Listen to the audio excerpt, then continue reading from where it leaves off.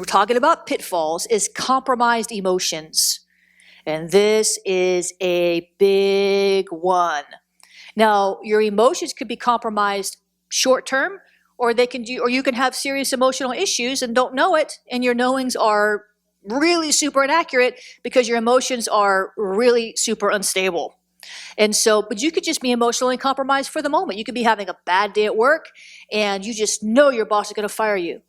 Well, that knowing came out of your soul, not your spirit. Well, it could have come out of your spirit, but when your emotions are compromised, your knowing is compromised.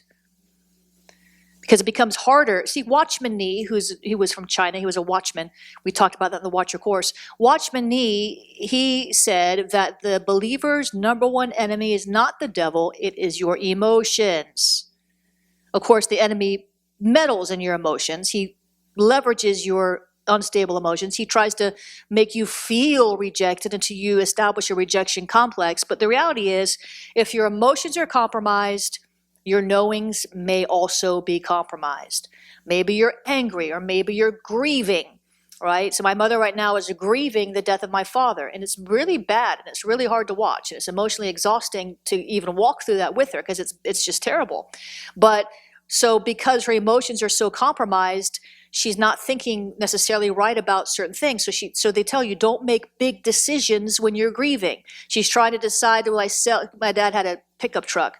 Well, I'm thinking, sell it, get the money, get your little golf cart so you can go around your little town and have fun. And she can't bring herself to sell it. Well, eventually she will, right? But her emotions are so compromised that she's not necessarily making all the right decisions. So that's why you need people around you. So if you're hurt and wounded, it skews your perspective and your reasoning. And there's so many people who are like the walking dead in church. They're hurt, they're wounded, they've got church hurt, they've got all kinds of hurt. And that's the church is supposed to be an agent of healing and help you emotionally heal, but many times people are church hurt and they can't trust anybody. So irrelevant emotions, that means emotions that are not pertinent to the situation at hand. They have no context. Irrelevant emotions can be triggered by a past event that you are applying to a current situation. Well, I just know he's a bad guy. Why? It's just that haircut. It's that haircut, because somebody with a haircut like his hurt you. It's those eyes. I can see it. Okay, whatever.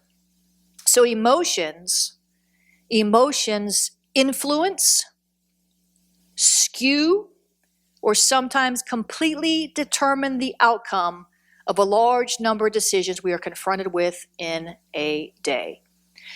Even positive emotions can skew your knowings. You just don't want to believe that anything could be wrong with that man. He's just so cute. He's got a good job.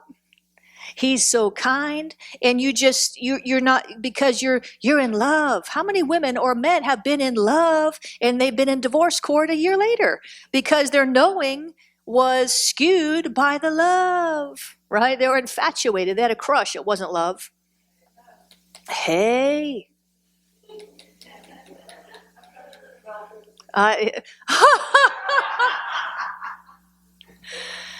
For those of you online, she said sometimes they smell good too. I'm assuming you speak from experience.